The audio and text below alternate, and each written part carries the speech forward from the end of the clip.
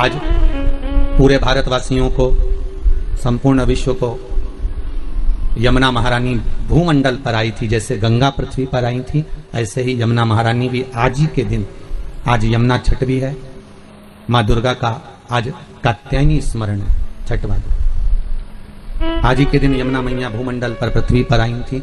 यमुना जी के प्रागट्य उत्सव की, जन्मोत्सव की, यमुना जी के पृथ्वी पर पधारने की सभी भारतवासियों को बहुत बहुत बधाई हो।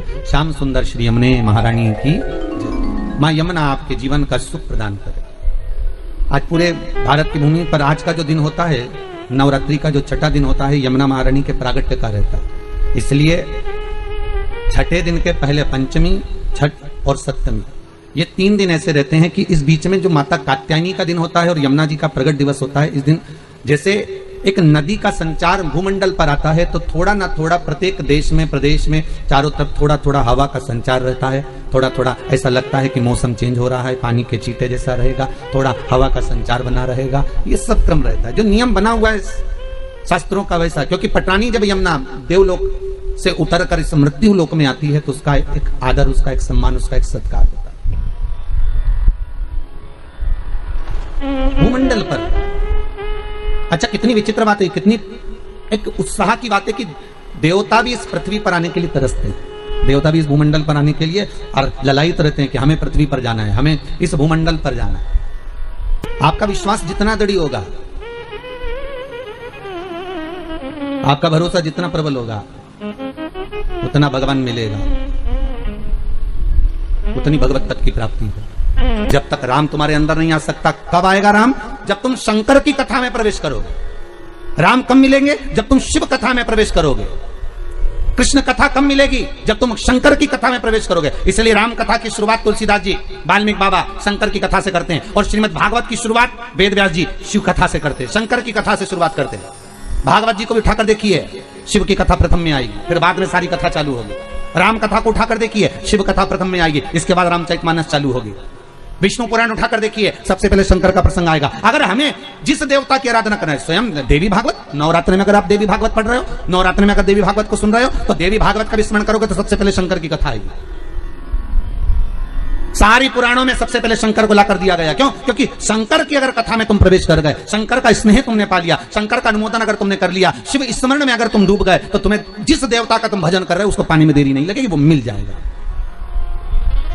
पर दुनिया इतनी विचित्र है कि सारे देवता को रिझाना पसंद करती है, शंकर के पास बाद में जाती है। वो बाद में कब जाएगी? जब कोई बीमार पड़ गया, किसी का एक्सीडेंट हो गया, कोई बहुत ज्यादा बेकार हालत में पड़ गया, तब पंडित जी को फोन लगा के बोलेंगे महामृत्युंजय का पाठ कर दो। पंडित जी मन में सोचे, ये तो कभी शंकर जी के नहीं रिझाती थी, ये कभी तो शंकर का नाम नहीं लेती थी, ये शंकर का कभी भजन नहीं करती थी, सारे मंदिर गई पर शिव जी के मंदिर कभी नहीं गई, कभी एक लोटा पानी नहीं चढ़ाया, कभी शंकर का अनुमोदन नहीं करा, और उल्टा कहती थी कि हम शंकर का प्रसाद नहीं लेते, और उल्टा कहती हम शंकर के मंदिर नहीं जाते। बताओ, अब एक तरफ तो ये कहे कि शंकर के मंदिर नहीं जाऊं, प्रसाद नहीं लो, और आज जब दुख की घड़ी आई तब शिव याद आ गया, तब शंकर याद आया। तो भी शंकर के मन में अभिमतता नहीं। शंकर कहते हैं भले बाद में आया तो मेरे करीब में। और भागवत कहती है पहले शंकर का अनुमोदन करिए, राम कथा कहती है पहले शंकर का अनुमोदन करो, शिव महापुराण की कथा कहती है शंकर का अनुमोदन करो। तो ताप्ती ने भी सूर्य नारायण भगवान से पूछ लिया, पिताजी आप जब सारी दुनिया में प्रकाश फैलाते हो, आपका शरीर जब इतना तपता होगा तो शीतलता कौन देता होगा? तब शंकर भगवान ने तुरंत कहा, जब कोई भक्त एक लोटा पानी लेकर शंकर पर चढ़ाता है और वो शंकर का चढ़ा हुआ जल गोल जलाधारी से निकल कर चरण से सबसे पहले नीचे की ओर जब आता है, मात्र एक बीते की दूरी पर वो पानी जब बहता हुआ आता है, सूर्य नारायण कहते हैं वो जल मुझे मिलता है और मेरे शरीर की तपन समाप्त हो जाती है। जरा देखिए, लिंग पुराण में उठाकर देखिए, स्कंद पुराण को उठाकर देखिए, और दोनों पुराणों का वर्णन स्पष्ट कर रहा है कि भगवान सूर्य नारायण, इसलिए शायद यही शास्त्र वर्णन करता है, इसीलिए शायद शिव महापुराण में स्पष्ट किया गया कि शंकर की पंचायत में सूर्य भी विराजमान है। शंकर जी की पंचायत का मंदिर है क्या पांडे तारा में कहीं? शिव पंचायत का? अरे बोलो तो सही, शिव पंचायत का कोई मंदिर है? नहीं है। शिव परिवार का तो होगा, पर पंचायत का नहीं है। पंचायत का मंदिर तो मुझे नहीं लगता कि प्रतापगढ़ में भी है, शायद है। प्रतापगढ़ में पंचायत का मंदिर बहुत बढ़िया होना चाहिए, बहुत बहुत सुंदर बात। शिव पंचायत, पंचायत में कौन कौन होते हैं?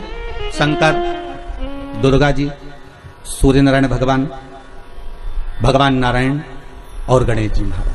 बस ये पंचायत। और परिवार में कौन कौन होते हैं? पार्वती, कार्तिकेय, गणेश, शिव, नंदी। ये परिवार शिव पंचायत में केवल 5। और शायद इसीलिए शिव महापुराण की कथा में जो पंचायत का महत्व कहा गया, उस पंचायत में सूर्य की भागीदारी जो कही गई है कि एक बीता। आपके यहां अगर कहीं पर आपने शिवलिंग का दर्शन करा होगा, ये शिवलिंग है, ये जलाधारी है, ये पानी निकलने का स्थान है। यहां से जहां से पानी नीचे गिर गया और गिरने के बाद जब एक बीते तक जाता है, उस एक बीते पर सूर्य नारायण भगवान का भाग चालू हो जाता है। एक बीते। क्यों कहते हैं? जिसको चर्म रोग हो जाता है, जिसका शरीर सफेद पड़ गया, चमड़ी बेकार हो गई, काला पड़ गया, शरीर में कहीं चट्टे पड़ गए, कहीं शरीर में दाने पड़ गए, पूरा चेहरा बेकार हो गया, पूरा शरीर बेकार हो गया, तो क्यों कहते हैं कि एक बीता जब पानी बह जाए, उस बहे पानी को हाथ का लेपन कर कर शरीर पर लगा लिया जाता है, शरीर ठीक होने लगता है। सूर्य का भाग वहां से चालू हो जाता है। शिव पंचायत का बड़ा महत्व है महाराज जी। अगर आप लोगों ने लिंग पुराण पढ़ी होगी या शिव महापुराण पढ़ी होगी तो उसका बड़ा महत्व है महाराज। कहते हैं अदालत में अगर कोई केस चल रहा है, चाहे वो नौकरी से जुड़ा हुआ हो, चाहे सर्विस से जुड़ा हुआ हो, चाहे प्रॉपर्टी से जुड़ा हुआ हो, अदालत में अगर कोई केस चल रहा है और बहुत समय से चल रहा है और उसकी कोई सफलता नहीं मिल रही, कोई सफलता नहीं मिल रही, तो शिव पंचायत के मंदिर में जाकर महाराज 5 पुष्प, एक एक पुष्प एक एक देवता देवी को समर्पित कर दो और उनके चरण में मक्खन का लेपन कर दो। काय का लेपन करना है? माखन का लेपन कर दो। और 5 देवताओं के सामने चौमुखी 5 दिए लगा, 4 बत्ती के घी के, गाय के घी के, एक एक देवता के सामने एक एक दिया लगाओ पंचायत का। और काम ना कर कर वापिस लौट कर आ जाइए। वो केस विजयता अगर देगा तो आपके पक्ष में ही देगा, हार नहीं सकते। शिव पंचायत का बहुत प्रबल भाव है महाराज। शिव पंचायत की साधारण नहीं होती। कोई लड़का लड़की का विवाह हुआ हो, तलाक हो गया हो, दूसरी बार शादी नहीं हो रही हो, बहुत परेशान हो गए और विवाह नहीं जम रहा हो, तो शिव पंचायत के मंदिर में बैठकर 5 देवताओं पर जल और उस जल में चंदन मिलाकर चढ़ाया जाता है महाराज। केवल 3 प्रदोष चढ़ा देते हैं, 4थी प्रदोष तक तो बाबा कृपा ही कर देता है महाराज। शिव पंचायत का इतना महत्व है। शिव पंचायत कोई साधारण नहीं होती महाराज। शिव पंचायत जिसकी कमर का गुरिया खसक गया हो, या घुटने की हड्डी खसक गई हो, या हाथ पैर कहीं की भी कोई हड्डी खसक गई है महाराज, और डॉक्टर अपना काम कर रहे हैं, गुरिया नहीं जम रहा, और आपको केवल दवाई से ही अच्छे होना है, तो मूंग, हरी जो मूंग होती है, वो शिव पंचायत के मंदिर में कम से कम 5 या 7 दिन तक चढ़ाएं। उसी मूंग को वापस उठा कर लाएं और उसको सुबह सुबह पानी में गलाकर खाना चालू कर दे। बाबा चाहेगा तो 15 दिन नहीं लगते, गुरिया अपनी जगह पर बैठ जाता। शिव पंचायत, शिव पंचायत का बड़ा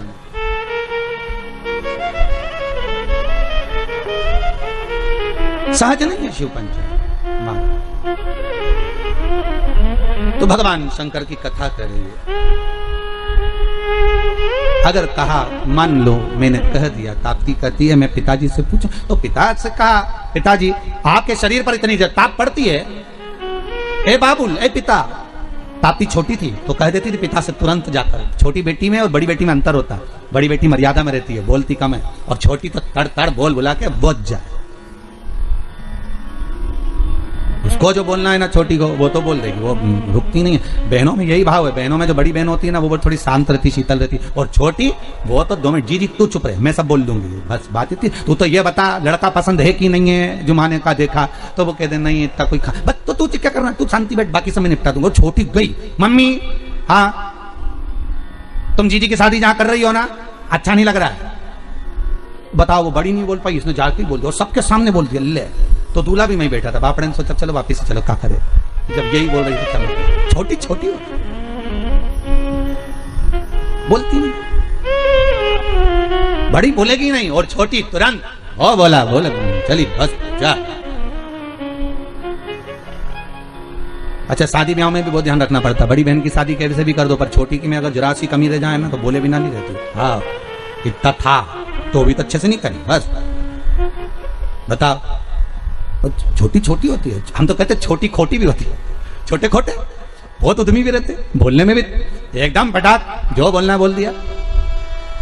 ताप्ती ने कह दिया, पिताजी आपसे बस केवल इतना कहना है कि आपको वो शीतलता, जब आपका शरीर इतनी तपन देता है, आपका शरीर इतना प्रकाश देता है, तो आपको वो शीतलता कहां से मिलती है? तो भगवान सूर्य नारायण कहते, भास्कर देव कहते हैं, जब कोई शंकर पर एक लोटा पानी चढ़ाता है, उसका चढ़ाया हुआ जल जब मुझे प्राप्त होता है तो मुझे उसमें शीतलता का अनुभव हो जाता है। अब विचार करिए, किसी ने हमसे पूछा भी है कि हम सूर्य नारायण भगवान को अर्घ दें और कभी कभी नहीं दें, और हम शंकर के मंदिर में जाकर पानी चढ़ाते हैं, तो उससे सूर्यनारायण भगवान को फल प्राप्त होता है क्या? क्यों नहीं होता? आप अगर शंकर को जल चढ़ा रहे हो तो ब्रह्मा को भी जल चढ़ गया, शिव को जल चढ़ाया तो भगवान विष्णु को भी जल चढ़ गया, शिव को जल चढ़ाया तो जगदम्बा को भी जल चढ़ गया, शंकर को जल चढ़ाया तो गणेश जी को भी जल चढ़ गया, शंकर को अगर जल चढ़ाया तो कार्तिकेय को भी जल चढ़ गया, और शिव को अगर जल चढ़ाया तो 33 कोटि देवता, जहां से पानी बहता है वहां तक 33 कोटि देवता विराजमान होते हैं। इसलिए शंकर का जल लांगा नहीं जाता, वहां 33 कोटि देवता विराजमान होते हैं। सबको जल का भाग मिल गया। एक साधे सब सधे, एक जगह खोदे जाओ पानी तो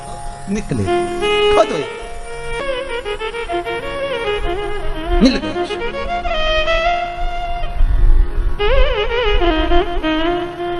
ताप्ती ने सुन लिया, जी पिताजी को शंकर जी से भाग प्राप्त होता, इसलिए तपन नहीं होता। मैं तुझे एक बात कहूं, तू ठाकुर जी को बाद में भजना, कन्हैया को बाद में प्राप्त करना, सांवरिया की तू बाद में हो जाना। पहले एक निवेदन करती हूं, पहले शंकर का अनुमोदन कर, शिव का अनुमोदन, शिव का स्मरण, हाँ, शंकर का स्मरण, हाँ। यमुना जी बोली, पर पिता से मेरे को यह पूछना पड़ेगा कि मैं शिव का स्मरण तो करूंगी, जब तो करूंगी तब तो करूंगी, पर फल कहां मिलेगा?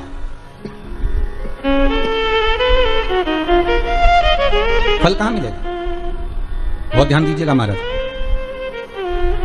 शिव महापुराण की कथा कहती है, देवलोक में कितना भी अच्छा काम कर लेना उसका कोई फल नहीं मिलता। फिर से बोलो एक बार, किस लोक में? देवलोक में। देवलोक में जाकर तुम भगवान का भजन करोगे उसका कोई फल नहीं मिलेगा। बहुत ध्यान दीजिएगा। देवलोक में जाकर तुम कथा सुनोगे उसका कोई फल नहीं मिलेगा। देवलोक में जाकर तुम दान दोगे उसका कोई फल नहीं मिलेगा। ऐसी कृपा कर दे कि अब वो गलती नहीं करूंगा, हो गया मेरे से गलती हो गई थी, मैंने हो सकता है पीपल का वृक्ष कटवाया हो, बेलपत्री का वृक्ष कटवाया हो, और भी आम के पौधे, ना जाने कितने बगीचे कटवाए होंगे, जब मैंने कॉलोनी काटी होगी, जब मैंने प्रॉपर्टी बनाई होगी, जब मैंने कुछ निर्माण करा होगा, ना जाने कितने ऑक्सीजन देने वाले इन वृक्षों को काटा होगा, तो उसका भाग हो सकता है मेरे कर्म में लिखा होगा, पर आज क्षमा मांगता हूं कि अब नहीं होगा। उस परमात्मा से भले पलंग पर पड़े हो पर क्षमा याचना कर लो, उससे मांगो क्षमा। वो पिता है और बाप हमेशा अपने बच्चे को माफ कर देता है, ये पक्का है। हो सकता है गलती हुई होगी तो मेरा शंभु, मेरा त्रिकालदर्शी, मेरा कैलाशी क्षमा भी करे।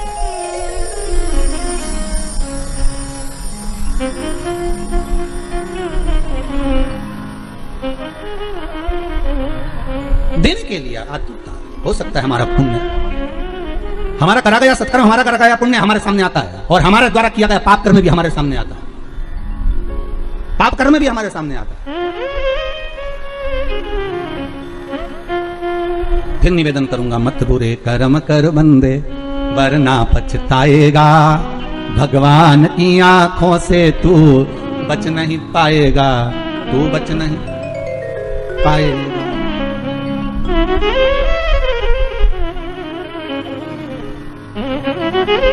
अच्छा, संतान नहीं हो, किसी नारी की गोद, अगर स्त्री की गोद अगर खाली रह जाए तो भी दुख होता है उसको कि मेरे घर में औलाद नहीं, संतान नहीं। हम कई बार कहे, आज फिर कहते हैं, ये टेस्ट भी बाद में कराना, सारी जांचें बाद में कराना, एक बार शंकर का भजन कर देखना। पिछले वर्ष कथा में तुमरुका जी की जो कथा कही थी, यूट्यूब पर डली हुई, अगर आप लोगों ने नहीं सुनी हो तो उसको निकालना यूट्यूब पर। श्री तुमरुका शिव महापुराण की कथा हमने कही थी, तुमरुका जी का व्याख्यान, उसमें वर्णन किया था।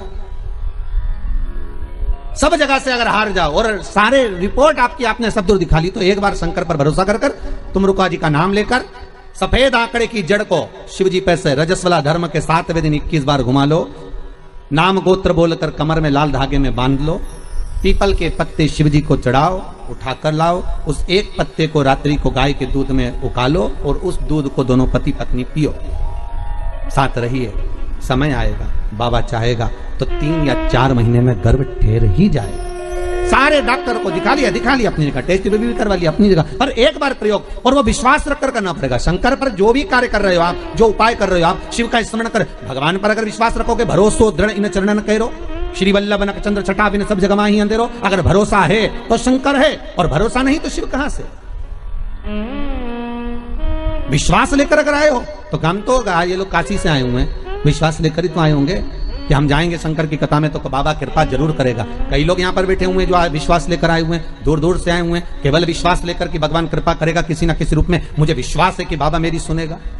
और फिर कहता हूं, कथा में अगर आपने मन लगा लिया, भले टीवी चैनल के माध्यम से श्रवण कर रहे हो, भले मोबाइल के माध्यम से श्रवण कर रहे हो, भले पंडाल में सुन रहे हो, बाबा से अगर दिल से आपने अगर कह दिया तो 3 महीना बहुत होता है सब कामना पूरी होने के लिए। मेरा बाबा आपको कुछ ना कुछ दे ही देता है, बस आपकी रुचि के अनुसार सुख प्रदान कर ही देता। आप उस पर विश्वास, भरोसा, भटकना नहीं है हमको, मार्ग से विचलित नहीं होना। कई लोगों की आदत रहती है, पहले राम जी के पास चले जाएंगे, राम जी से काम नहीं होगा तो कृष्ण के पास चले जाएंगे, कन्हैया जी से काम नहीं होगा तो हनुमान जी के पास चले जाएंगे, हनुमान जी से नहीं होगा तो शंकर जी के पास चले जाएंगे। पर शिव महापुराण की कथा कहती है, गुरु जी के 2 चेले, गुरु जी ने दोनों चेलों से कहा, जाओ जमीन खोदो, 50 फीट पे पानी निकलेगा और मेरे लिए लोटा भर के पानी लेकर आओ। चेलों ने मन में विचार करा, बताओ पानी इतना सारा पड़ा, वो पी लो, मैं 50 फीट खोदें फिर पानी ला। जाओ दोनों 50 फीट खोदना, पानी निकलेगा और लेकर आना, मेरे को पानी पीना है। जाओ जरा। दोनों चेले चले गए। एक गया तो खोदता गया, खोदता गया, खोदता गया, खोदता गया। दूसरा गया तो उसने यहाँ खोद लिया, फिर वहां खोद लिया, फिर वहां खोद लिया, पानी नहीं निकला। 50 फीट तक एक चेला था तो वो खोदता गया, पानी निकल गया, लोटा भर के लेकर आए। गुरुजी ने पूछा, पानी निकल गया? दूसरे से पूछा, तुझे नहीं निकला? नहीं। गुरुजी ने पूछा, तूने खोदा था? बिल्कुल, चलकर देख लो। गुरुजी गए देखने के लिए। गुरुजी ने